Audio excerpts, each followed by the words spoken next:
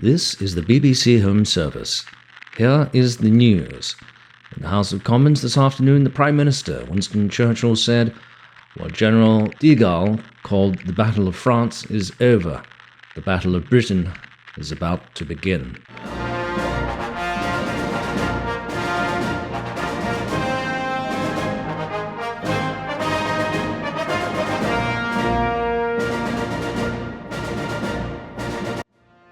Welcome back to the DCS SITREP, everyone. I'm your host, Prickly Hedgehog, and once again, Eagle Dynamics and Ugra Media have teased us with more screenshots of the fabulous-looking Normandy 2 map, which looks set for release fairly soon. The team at ED revealed that the map will soon be available for sale in both the eShop and on Steam, at a discounted price for owners of the pre-existing maps, $9.99 for those of you who own both maps, although the newsletter apparently contained an error and cited $14.99, which generated some discussion among the community.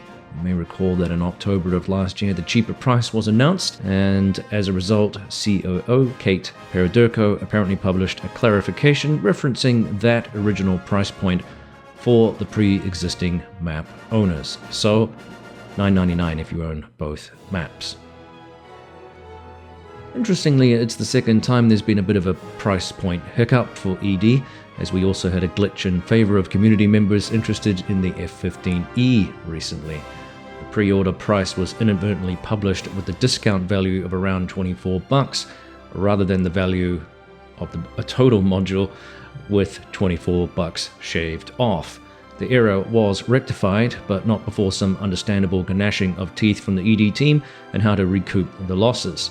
Ultimately, the process of redacting the sales and asking people to repurchase is going to cause more PR headaches and potential sales losses than allowing the lucky few to keep their prizes. Never in the course of module development did so few pay so little to get so much. I would suggest that the minor errors are likely to do with a lot of things going on in the ED world right now, including the overarching management of a large quantity of internal and external modules, maps, as well as the multi-threading update promised for release sometime this year. I'm sure there are alternative angles out there on that particular theme, but let's not forget also the growing list of unofficial mods, some of which are quality, capable of morphing into endorsed third-party products. In other words, there's a heck of a lot going on right now for ED to manage. This can create some hiccups, oversights, and mistakes, and at the end of the day, we're all human. We've already seen snippets that hint multi-core development is a very real and tangible thing, from Wags' videos where he indicated he was running the game with it, and apparently one of the Heat Blur developers indicating a significant frame rate boost while using the new system. Now, if this system is implemented as promised for 2023, I believe it should be a game-changing experience for most players and could also potentially open up playability possibilities for a larger base of players who aren't currently experiencing the game in a fashion that they'd like. All of these side threads aside though, let's get back to the core thrust of last Friday's newsletter showcasing the pending release, as mentioned, of the Normandy 2 map, which massively improves on the existing World War II maps, Channel and Normandy. ED advised that debugging for the map is in full swing, as well as map completion efforts. It will be a large-scale map of Normandy and southern England. In many respects, I think this is what any map of the area really needed to be from the outset in order to effectively recreate the famous historical battles in the area within the constraints of DCS. The game, of course, has evolved tremendously since the original maps were released, and in fairness, the technology probably wasn't available for the developers to do all of what we currently are seeing in the game. But it does hint rather delightfully at what kind of capacity there is for map creation and embellishments we're likely to see down the line. It would be interesting to have some historic Cold War maps as examples of this. Now, this Normandy 2 map will include 69 airfields and, importantly now, the capitals of London and Paris. They've included improved airfields, cities and villages, that will now be unique to the separate territories of France and England, and the map will be compatible with the Normandy 1944 map in both multiplayer and single-player modes due to the updates.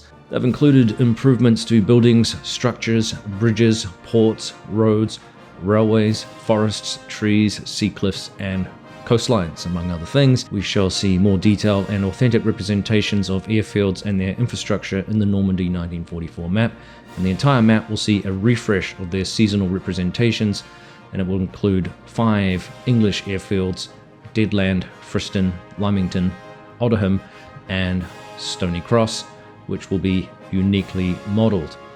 A total of 18 new airfields will be modelled and added to the map, 4 in England and 14 in France. One of the key features is a huge number of unique objects and buildings generated for Paris and London, which will of course include historical monuments as well as transport and military structures, which will really lend itself to an authentic experience and a historical experience of these places during the era. Based on the screenshots and early videos we've seen from the Ugra Media team, there's no doubt in my mind that this will be one of the most glorious era piece maps available in a flight simulator to date, and we still have a World War II version of the Marianas to look forward to as well from Aerodynamics. On that theme, and a lot of you have been asking, Magnitude3 casually released a picture of their hungrily awaited Corsair with what appeared to be a Japanese Zero beneath it. There's no indication that the plane will be anything other than an AI version at this time, and there's insufficient detail to clarify, I don't think at this point, if it is a completely new model or if it's a placeholder skin over an existing module like one of the Focke-Wulfs. Time will tell, as the team are building a large number of assets to accompany the Corsair's release to embellish what will be a very, very exciting World War II asset in the game. Speaking of releases, the Razbam team continues to tease more information on the F-15E with exterior shots and work on the behind the panels detail, similar to what we saw with the Black Shark 3's high detailed modeling.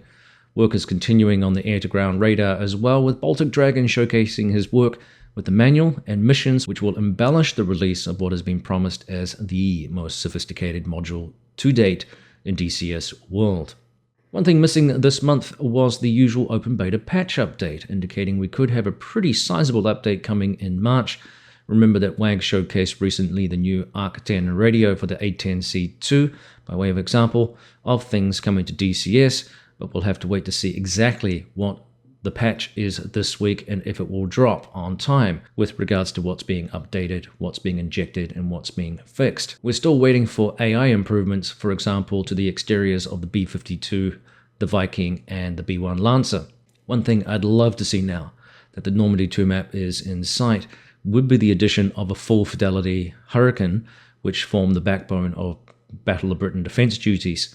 It tends to get overshadowed by the Spitfire as the glamour boy in the Allied fight for air superiority in Europe, but it would be remiss to ignore the contribution the Hurricane made, given it was produced in larger numbers and was easier to produce and maintain than its more illustrious counterpart. So there's exciting things going on in DCS world, there's no question about that, but that pretty much wraps up this week's major news.